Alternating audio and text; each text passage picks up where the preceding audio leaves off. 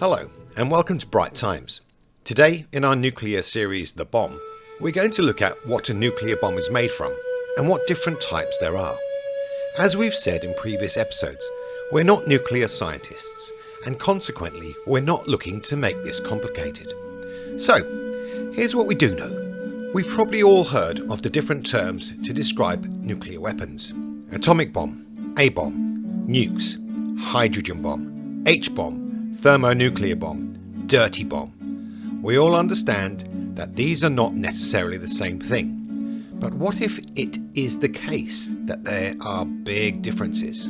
It's at this point we could go down the Warren hole of nuclear physics. But, as we said at the beginning, we are not nuclear scientists.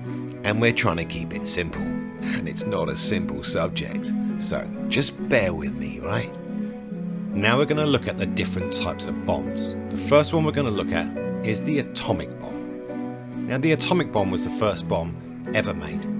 Exploded, as you've seen, in 1945 in the United States. The bombs were made out of uranium-235 and plutonium-239. Little Boy was uranium-235 and Fat Man was plutonium-239. Now these were dropped from a plane and had different devices in order to make them explode. Little Boy, the first one, used what's called the gun method, whereas Fat Man used the implosion method. Either way, the implosion method is far more efficient. Now both methods use compression to bring the fissile material to a supercritical state.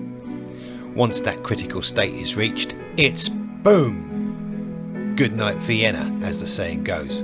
Or in this case, it was goodbye Hiroshima and goodbye Nagasaki. If you want to read more about the Manhattan Project, then the best reference we found is the United States Department of Energy. They've got a massive webpage dedicated to the Manhattan Project and the development of the atomic bomb. Yeah, so go and have a look. It'll keep you occupied for hours. But this is only the beginning. The scientific steamroller was in full roll. Edward Teller, Ullmann Stanislaw, and additional help from John van Neumann started theoretical investigations to the concept of using a stage design to achieve nuclear fusion reactions in a bomb. And this brings us quite nicely to our second bomb, the hydrogen bomb, the H-bomb, or quite terrifyingly known as the thermonuclear bomb. The first successful test of a hydrogen was conducted by the United States on the 1st of November 1952 at the Eniwetok Atoll in the Pacific Ocean. This bomb, codenamed Ivy Mike, had a total output of 10.4 megatons.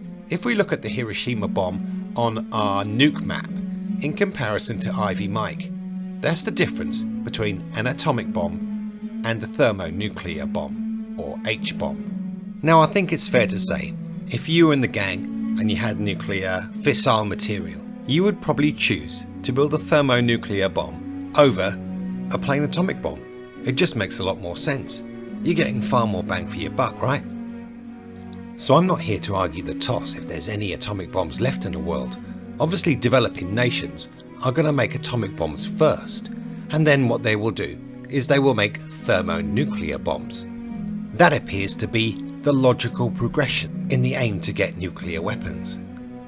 So don't think for 1 minute that just because the hydrogen bomb had been built, the scientific steamroller had stopped. It hadn't stopped at all. Samuel T. Cohen, one of the men who's seen as responsible for our next bomb, the neutron bomb.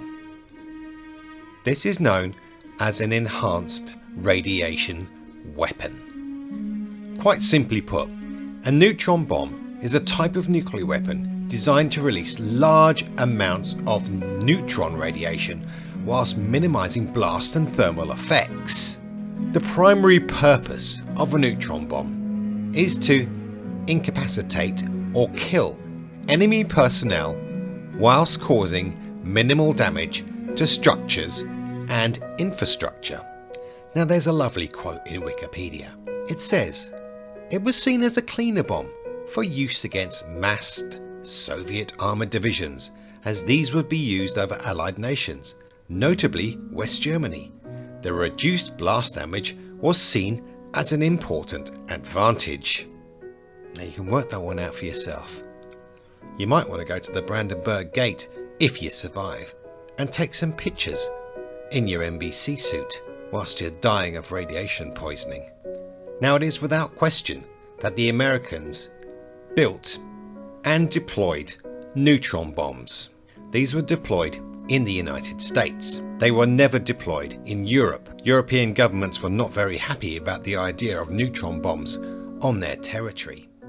Now, for whatever reason, the Americans continued to deny existence of and use of neutron weapons. The Cox report in 1999 stated the Americans had never deployed a neutron weapon, but everyone knows that's not the case.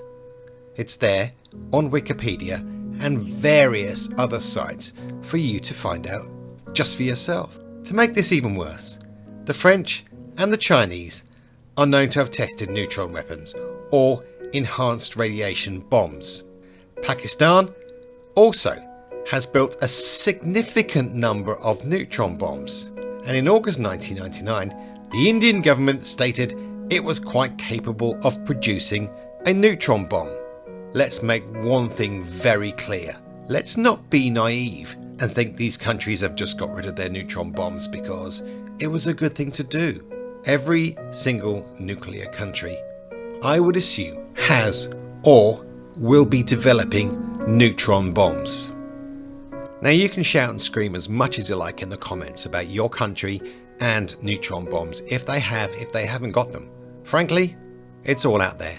All you got to do is look. We've looked at atomic bombs, H-bombs, neutron bombs.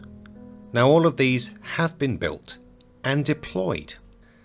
Lastly, we're going to look at something called a Cobolt bomb. Now, a Cobolt bomb is a theoretical designed nuclear weapon. Now, I say theoretical with a healthy dose of irony. A weapon of last resort, a weapon that would wipe out life on Earth, bar probably the cockroaches and some of the other very resilient things that live on our planet. Not forgetting everyone that's in a bunker.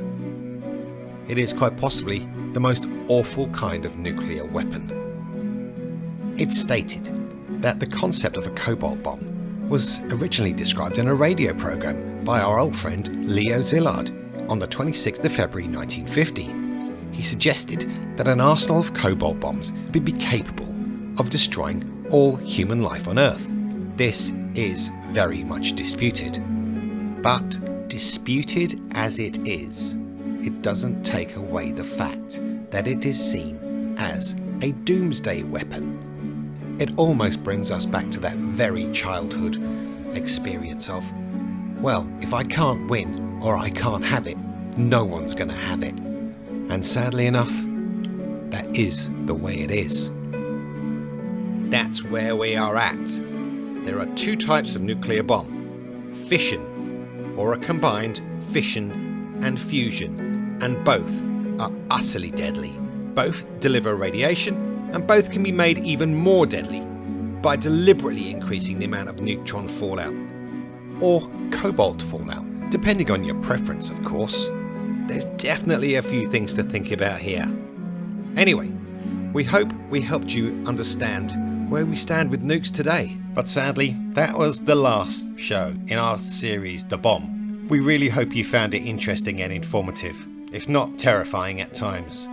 As I've said before, both myself and Tim believe everyone should be aware of the ramifications of a nuclear strike. Education is power, my friends. So let's hope calm heads prevail, because the consequences of the alternative are almost unthinkable.